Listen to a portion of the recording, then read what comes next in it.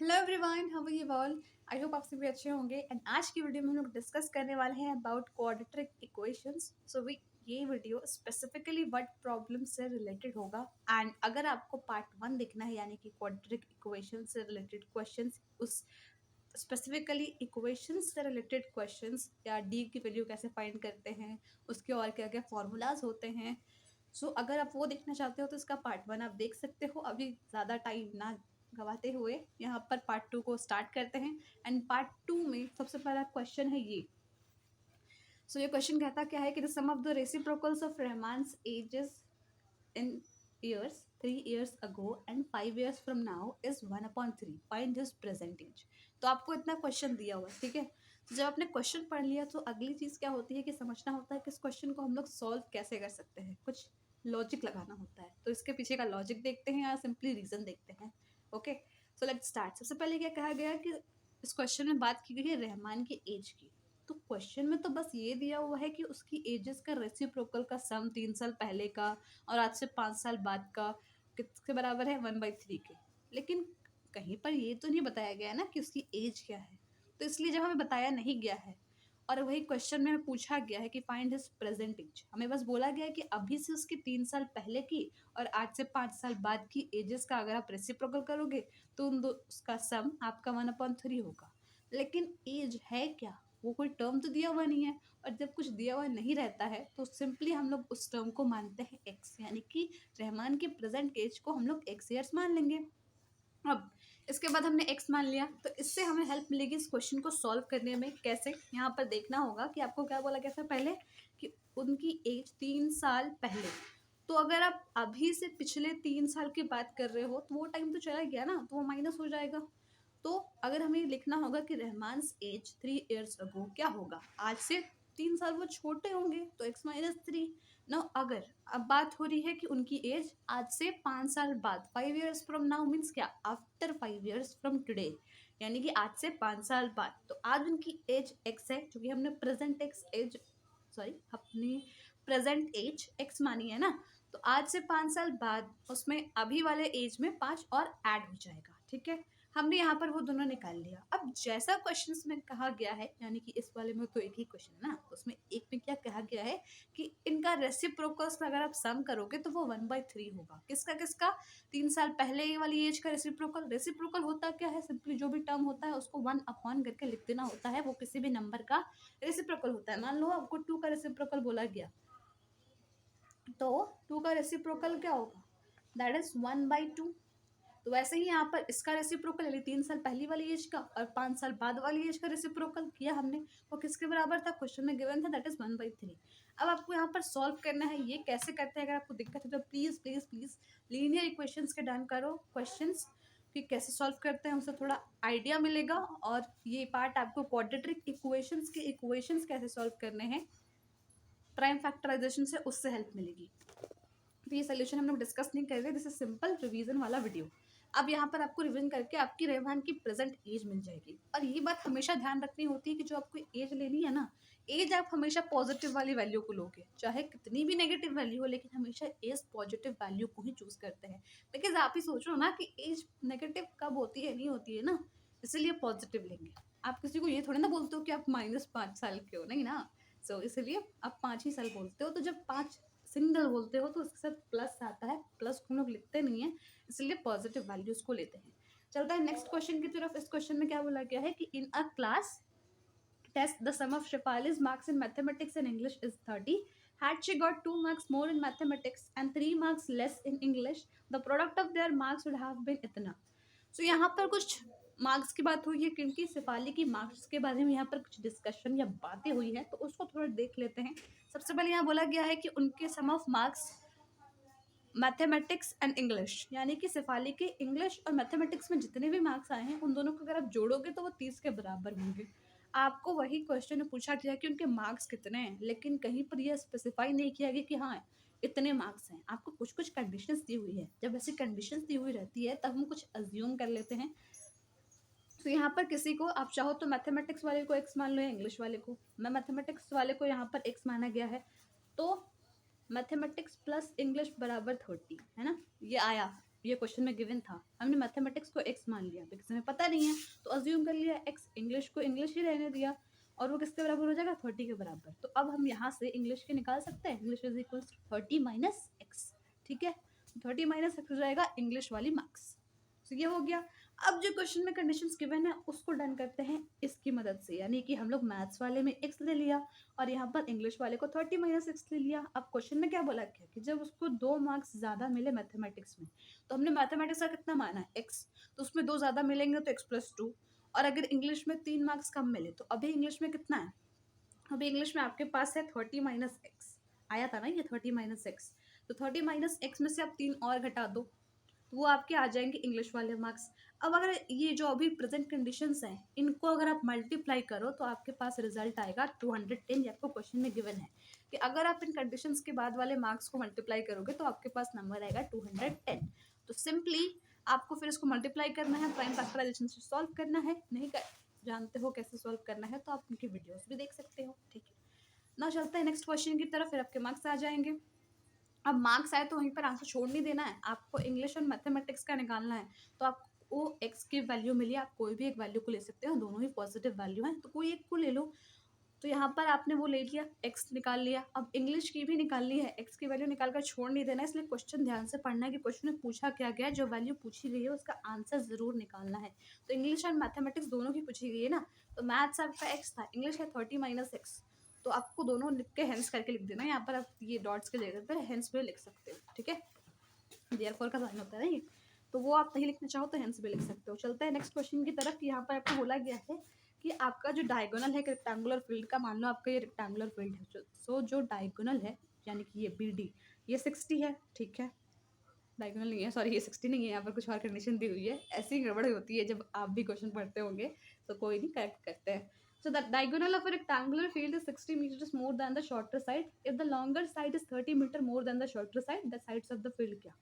तो आपको इतनी कंडीशंस दी हुई है, लेकिन यहाँ पर कुछ चीज़ें सोचनी होंगी कि देखो आपको बोला गया है कि जो डायगोनल है वो शॉर्टर साइड से यानी छोटा वाला साइड से 60 मीटर ज़्यादा है, और जो आपका लॉन्गर साइड है, लॉन्गर साइड आपका 30 मीटर ज़्यादा है शॉर्टर साइड से।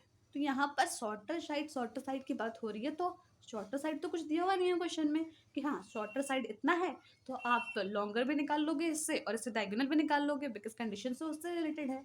तो अगर वो पता ही नहीं है तो उसको हम लोग एक्स मान लेंगे शॉर्टर साइड को, फिर हम लोग शॉर्टर साइड को एक्स मान लिया। अब उसके बाद डायगोनल उससे 60 ज़्यादा था और लॉन्गर साइड 30 ज़्यादा था, तो आपको क्या करना है, यहाँ पर आपको निकालना है इन तीनों साइड्स की लेंथ। तो कैसे आएगी, सबसे पहले तो आपको एक्स फाइंड करना होगा। अगर एक्स आ गया तो आप पुट कर दोगे तो तीनों आ जाएगी, एक्स हो गया फिर इसमें पुट कर दोगे तो तीनों साइड से आपकी मिल जाएंगी। ठीक है, अब यहाँ पर देखो, मान लिया आपने ए बी को लॉन्गर मान लिया, ये फिगर बनाना इसलिए ज़रूरी है क्योंकि यहाँ पर हम एक्स की वैल्यू निकालेंगे कैसे, डायगोनल तो हमने मान लिया 60 प्लस एक्स, लॉन्गर हमने मान लिया ए बी 30 प्लस एक्स। जो आपका एल्टीट्यूड होता है परपेंडिकुलर वाला लाइन वो सबसे छोटा होता है, तो ए डी को मान लिया हमने एक्स। ठीक है, तो अब एक राइट एंगल ट्रायंगल हो गया बिकॉज रेक्टेंगल यहाँ पर 90 डिग्री बनाता है। तो आप इन तीनों को एज अ पाइथागोरस थ्योरम में यूज़ कर सकते हो एक्स की वैल्यू फाइंड करने के लिए। तो वही वैल्यूज़ को पुट करना है, सॉल्व करना है, उसके बाद आपकी एक्स की वैल्यू आ जाएगी। अगर एक्स की वैल्यू आ गई है तो फिर आप डायगोनल और लॉन्गर भी निकाल लोगे। और ये क्वेश्चन ये बहुत छोटा सा शॉर्ट में डिस्कशन है, क्यों, क्योंकि इसमें समझने की ज़्यादा ज़रूरत है। और ये क्वेश्चन हमें लगता है कि हाँ ईजी है बाकियों की तरह, बट यहाँ पर थोड़ा ज़्यादा ही कॉन्सेप्ट लगाना पड़ता है, तो इसके लिए इसको ध्यान से देखना। So the difference of the squares of two numbers is 180. The square of the smaller number is 8 times the larger number. Okay. So यहाँ पर अब कुछ चीज़ें समझने की ज़रूरत होगी। तो यहाँ पर क्या बोला जा रहा है, सबसे पहले कि डिफरेंस बताया जा रहा है of squares of two numbers, यानी कि दो नंबर्स है उनके स्क्वायर्स के बीच का डिफरेंस आपका 180 है। तो अभी पहले एक्स और वाई नहीं मान लेना है, ठीक है। हाँ, यहाँ पर एक्स और वाई नहीं मानना बिकॉज ये क्वाड्रेटिक का क्वेश्चन है, तो क्वाड्रेटिक में आपको क्वाड्रेटिक इक्वेशन बनानी होगी, और इक्वेशन बनाने के लिए आपको एक्स चाहिए, कोई दूसरा वेरिएबल आप एक इक्वेशन में नहीं ला सकते हो बिकॉज उससे फिर रूट्स नहीं निकलेंगे ना, वो आपका लीनियर इक्वेशन में होता है। तो अभी उसके डिस्कशन को थोड़ा करते हैं स्टॉप, और पहले आगे वाली लाइन को पढ़ते हैं। क्या बोला जा रहा है कि the square of the smaller number is 8 times the larger number. तो अगर स्मॉलर नंबर को अभी आपने कुछ नहीं माना है, ठीक है, स्मॉलर नंबर का इसी लाइन को यहाँ पर मैंने बस लिखा है कि the square of the smaller number का स्क्वायर किसके बराबर है, 8 टाइम्स द लार्जर नंबर। तो मान लो अभी आपने लार्जर नंबर को सिर्फ एक्स माना है, मैंने बोला ना दोनों को आप एक्स और वाई नहीं मान सकते, अभी आप किसी एक को ही मान सकते हो। यहाँ पर हम लोग थोड़ा कॉन्सेप्ट यूज करके लार्जर नंबर को ही एक्स मान रहे हैं, क्यों वो भी आगे पता चलेगा, क्योंकि इससे आपका सोल्यूशन ईजी हो जाएगा। एक तो आप अगर वाई मान के करोगे ना तो वो सॉल्व नहीं होगा। तो यहाँ पर हमने एक्स माना लार्जर नंबर को। अब यहाँ पर स्मॉलर नंबर का स्क्वायर है वो, ठीक है, तो स्क्वायर हटेगा तो अंडर रूट आ जाता है।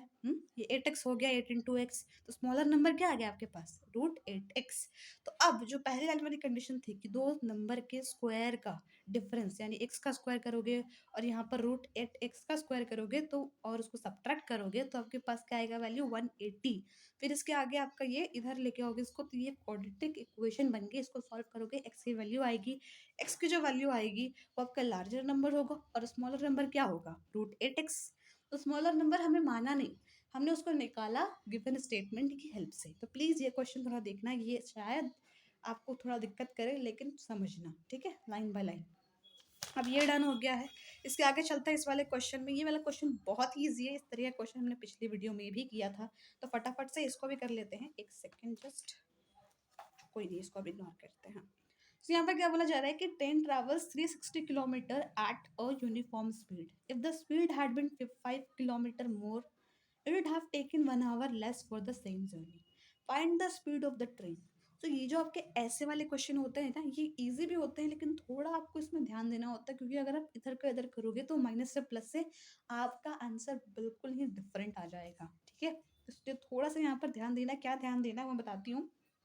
पहले क्वेश्चन पढ़ा हमने, ठीक है, कि एक ट्रेन ने 360 किलोमीटर डन किया, डिस्टेंस कवर किया, यानी 360 किलोमीटर एक यूनिफॉर्म स्पीड पर। यूनिफॉर्म स्पीड का मतलब क्या कि उसने अपनी स्पीड बदली नहीं उस रास्ते में, पूरा जो स्पीड से वो चल रहा था उसी स्पीड से इस पूरे डिस्टेंस को कवर किया, यानी जहाँ से स्टार्टिंग किया था और 360 किलोमीटर कवर किया उसके एंडिंग पॉइंट तक पहुंचा, तब उसकी जो स्पीड थी वही स्पीड उसकी शुरुआत में और वही स्पीड उसकी अंत में, ठीक है, ये हुआ। अब उसके बाद नेक्स्ट टाइम क्या लिखी हुई है कि if the speed had been 5 kilometre per hour more it would have taken 1 hour less for the same journey.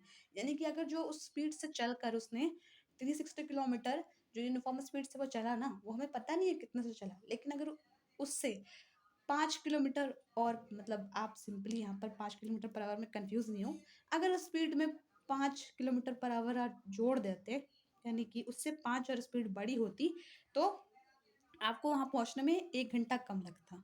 अभी कितना टाइम लगा है वो भी नहीं पता। तो इसमें करना क्या है, या ये थोड़ा कंफ्यूजिंग लग रहा है कि ये हुआ क्या, कि मतलब इतना ये वो, तो इसको सिंपली डील करते हैं, ठीक है। सो क्या करना है, देखो आपने पूरी जर्नी कितनी कवर की, 360 किलोमीटर एक यूनिफॉर्म स्पीड से करी, ठीक है। एक यूनिफॉर्म स्पीड से आपने करी पूरी जर्नी कवर, लेकिन क्वेश्चन में बोला जा रहा है कि अगर आप स्पीड 5 बढ़ा देते ना, जैसे 5 किलोमीटर पर आवर बढ़ा देते नॉर्मल वाली से, नॉर्मल को हमने एक्स मान लिया बिकॉज यहाँ पर स्पीड की बातें हो रही हैं और स्पीड तो हमें पता ही नहीं है, क्वेश्चन में फाइंड भी करना है, why find the speed of the train, लेकिन पता नहीं है क्या है, और जो टर्म पता नहीं होते हैं उसको हम लोग क्या मान लेते हैं, एक्स। तो अगर आप x+5 कर दोगे इसकी स्पीड, अगले वाले नेक्स्ट केस में, नॉर्मल केस तो हमने देख लिया कि x था, तो उसने 360 किलोमीटर पर आवर कवर किया कुछ टाइम में, टाइम के बारे में नहीं पूछा जा रहा है, तो अभी टाइम क्यों रखते हैं साइड थोड़ा। अभी यहाँ पर बोला जा रहा है कि अगर 5 बढ़ा दोगे आप, यानी स्पीड x थी, x+5 कर दोगे उस ट्रेन की स्पीड, तो उसको पहुँचने में 1 घंटा कम टाइम लगेगा, ठीक है। ऐसे आपका मान लो 12 बजे पहुँच रहा है तो फिर आपको वो 11 बजे पहुँच जाएगा अगर उसकी स्पीड x+5 होगी। तो अब इसको करें कैसे सॉल्व, सिंपली यहाँ पर एक चीज़ देखनी होगी कि देखो हमने x को माना speed of the train, distance हमें पता है 360 किलोमीटर। अब मैंने बोला यहाँ पर टाइम के बारे में कुछ बात नहीं हुई है तो टाइम को भी रखते हैं साइड, लेकिन टाइम के बारे में कुछ हमें मानना अज्यूम नहीं करना है, लेकिन क्वेश्चन में आपको जो गिवन कंडीशन है कि 1 घंटा कम लगेगा, तो ये टाइम के एस्पेक्ट में ही दिया हुआ है ना कि अगर स्पीड बढ़ गई तो टाइम कम लगेगा, ये तो सिंपल सी बात है। आपको एक जगह से दूसरी जगह जाना है, अगर स्पीड बढ़ा दोगे तो आप कम टाइम में पहुंच जाओगे, है ना। और ये वाला कॉन्सेप्ट यूज भी होगा इस क्वेश्चन में, कैसे, यहाँ पर distance is equals to speed into time होता है। अगर ये फॉर्मूला नहीं याद रहता है तो एक हमेशा याद रखोगे, distance is equals to speed into time. तो डिस्टेंस क्या है 360, स्पीड क्या है x, ये नॉर्मल केस है, ठीक है। तो इससे हमने टाइम निकाल लिया, क्यों निकाला वो आगे पता चलेगा। अब उसके बाद टाइम हमने तब भी निकाला है जब आपने स्पीड x+5 कर दी है। अब जो लाइन गिवन थी यही वाली कि it would have taken 1 hour less for the same journey, यानी 1 घंटा कम लगता उसके लिए। कब लगता, अगर आप x+5 वाले से कवर करते, तो जो आपने नॉर्मल कवर किया उससे अगर आप x+5 वाले को डिस्टेंस को यानी सॉरी नॉर्मल वाला जो स्पीड है उसमें जितना टाइम लगा और जितना 5 वाले में x+5 वाले में लगा उन दोनों को अगर घटाओगे तब आपका बनाएगा ना। यहाँ पर सोचना होगा, कई बार हम लोग इसको पहले लिख देते हैं इसको बाद लिखते हैं, ऐसा नहीं। आपको देखो टाइम किसमें ज़्यादा लग रहा है, एक्स वाले स्पीड में। अगर स्पीड बढ़ाओगे तो टाइम कम लगेगा, है ना। तो बड़े वाले टर्म से छोटा माइनस करोगे तब तो आपका डिजायर्ड रिजल्ट आएगा। ये क्वेश्चन में दिया हुआ है कि अगर स्पीड बढ़ जाएगी 5 किलोमीटर ज़्यादा हो जाएगी 5 किलोमीटर पर आवर तो टाइम 1 घंटा कम लगेगा। कैसे कम लगेगा, जब नॉर्मल से उसको आप इन दोनों का कंपैरिजन करोगे माइनस करोगे तो वो 1 घंटा कम लगेगा। ठीक है, बस इतना समझना था और ये ध्यान रखना प्लीज़ इसको इसको लिखने में कि आपको देखना होगा हमेशा टाइम के केस में भी कि जब स्पीड ज़्यादा है तो आपकी टाइम कम लगेगी। सॉरी, टाइम कम लगेगी, हाँ हाँ सॉरी सॉरी। और स्पीड कम है तो टाइम ज़्यादा लगेगी, तो ज़्यादा वाली वैल्यू पहले आती है ना माइनस केस में। प्लस वाले केस में तो दोनों का कैसे भी लिख सकते हो, वो कोई मैटर नहीं करता उतना। अब जल्दी से आगे फटाफट डील कर लेते हैं। देखो ये वाले क्वेश्चन को, तो ये क्वेश्चन भी बहुत ही एक फेवरेट सा क्वेश्चन होता है, तो कैसे करेंगे इसको वो देखते हैं। यहाँ पर क्या बोला जा रहा है कि two water taps together can fill a tank in इतना hours. The tap of the larger diameter takes 10 hour less than the smaller one to fill the tank separately. Find the time in which tap can separately fill the tank. तो यहाँ पर question में बोला क्या गया है पहले तो वो देखना है।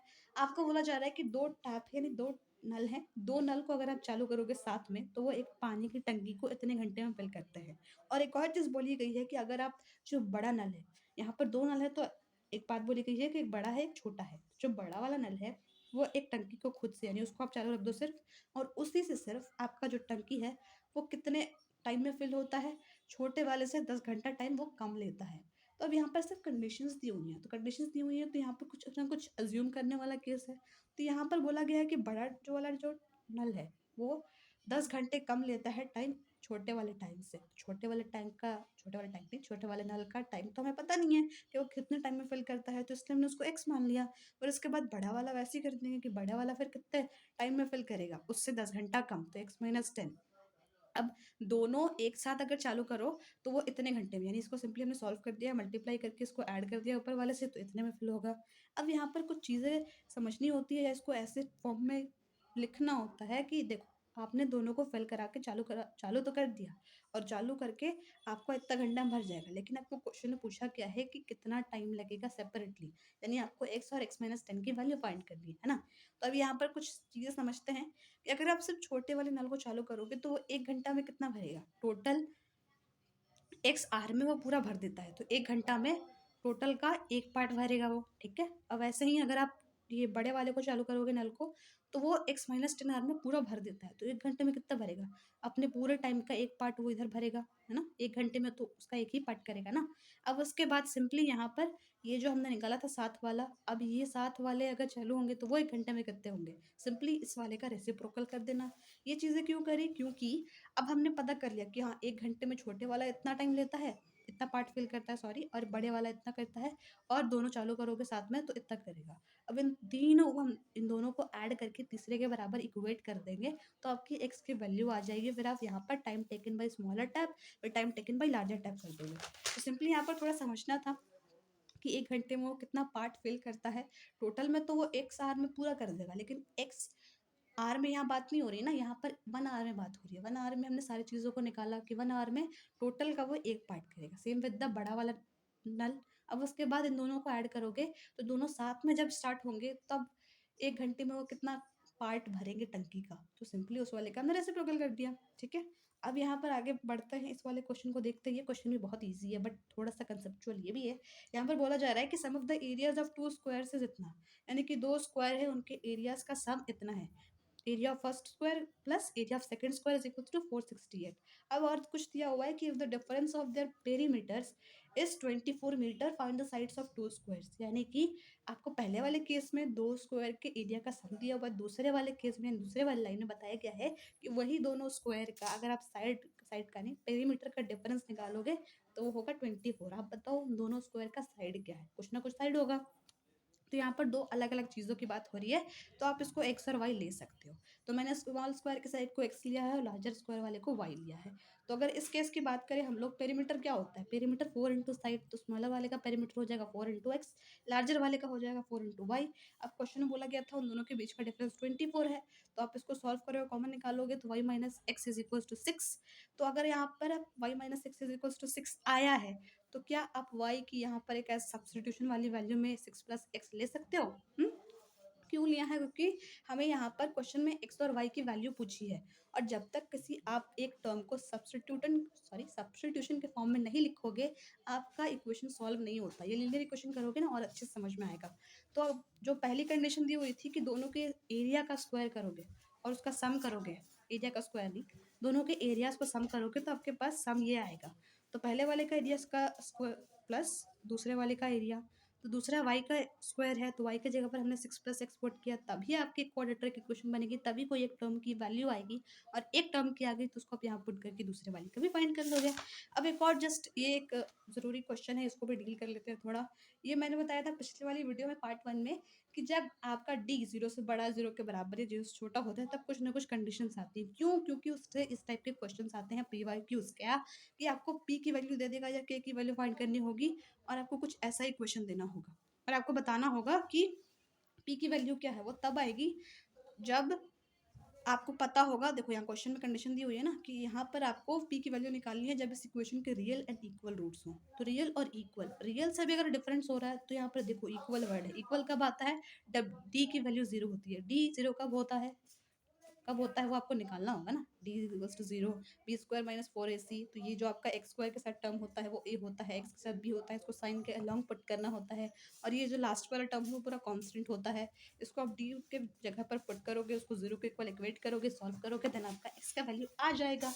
ऐसे ही सारे क्वेश्चन होते हैं, और ये भी क्वेश्चन है। यहाँ पर -5 रूट क्या है? रूट मीन्स वो वैल्यू जिसको अगर आप एक्स की जगह पर पुट करोगे तो आपका सोल्यूशन की वैल्यू 0 आएगी। तो यहाँ पर -5 है, तो यहाँ पर पी ऑफ एक्स बराबर ये पूरा पॉलिनोमियल है, ये क्वाड्रेटिक इक्वेशन। आपको यहाँ पर पी की वैल्यू फाइंड करनी है। यहाँ पर रूट्स वाली कोई बात तो एज सच नहीं है, लेकिन है इसमें आपको आगे के की भी वैल्यू फाइंड करनी है। तो के की वैल्यू इसका पार्ट 2 है, लेकिन अब यहाँ पर फर्स्ट पार्ट देखिए, तो आपको पी की वैल्यू फाइंड करनी है। अगर रूट दिया हुआ है तो रूट मीन्स व्हाट, अगर आप उसको एक्स की जगह पर पुट करो तो ये पूरा इक्वेशन 0 के बराबर आ जाएगा। तो आप एक्स की वैल्यू को पुट करोगे और उसके बाद सॉल्व करोगे, 0 के इक्वल इक्वेट करके पी की वैल्यू आ गई। अब सेकंड पार्ट इसका दिया हुआ था ये इक्वेशन। अब आपको इसमें के की वैल्यू फाइंड करनी है, और एक और कंडीशन दी हुई है कि आपका के नहीं, ये इक्वेशन आपका इक्वल रूट शो करता है। इक्वल मीन्स व्हाट, डी की वैल्यू 0 आएगी।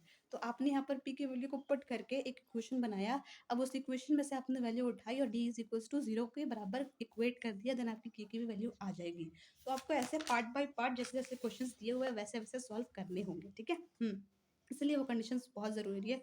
जैसे कि उसकी थर्ड कंडीशन ये है कि आपको बतानी है इसमें, इस वाले इक्वेशन में के की वैल्यू क्या होगी अगर उसके नो रियल रूट्स हैं। तो डी नो रियल रूट्स कब होते हैं? जब डी आपका 0 से छोटा होता है। तो जैसे डी 0 से छोटा है यानी 0 बड़ा है, तो उसको ऐसे लिखते हैं। डी 0 से छोटा है, इसका मतलब आप उसको ऐसे लिखते हो, यानी 0 बड़ा है। इसमें कंफ्यूज नहीं होना, सिंपली 0 बड़ा है वो ऐसे लिखता है ना। D is equals to B square minus 4ac। जो जो आपका इक्वेशन में ए बी सी की जगह पर उसको पुट करो, उसको ऐसे, ये जो साइन है ना ग्रेटर देन का, उसके इक्वल इक्वेट करना है। उसके बाद के की वैल्यू आपकी ये आएगी। तो ऑप्शन में से आप लगा सकते हो कि के की वैल्यू है वो -9 से छोटी है, क्योंकि यहाँ पर के और -9 में से बड़ा कौन है? -9। तो के की वैल्यू ऑब्वियसली -9 से छोटी होगी। ये तब हम निकाल पाए जब हमें पता था कि यहाँ पर आपका डी 0 से छोटा होगा, तो डी 0 से छोटा ऐसे लिखते हैं। अगर डी 0 से बड़ा है तो आप उसको ऐसे लिखते हो, ठीक है। डी 0 के बराबर है तो ऐसे लिख दोगे, D is equals to what, B square minus 4ac। और बी स्क्वायर माइनस 4ac कहाँ से आएगा? एक्स स्क्वायर वाले के साथ कोफिशिएंट को हम लोग ए बोलते हैं और बी बोलते हैं। एक्स वाले के कोफिशिएंट को साइन के अलॉन्ग पुट करना, ये बात याद रखना। और ये कांस्टेंट के या कोई भी वैल्यू रहेगी सी, इसको हम लोग बोलते हैं, उसको भी साइन के साथ पुट करना होता है, then you will get your answer.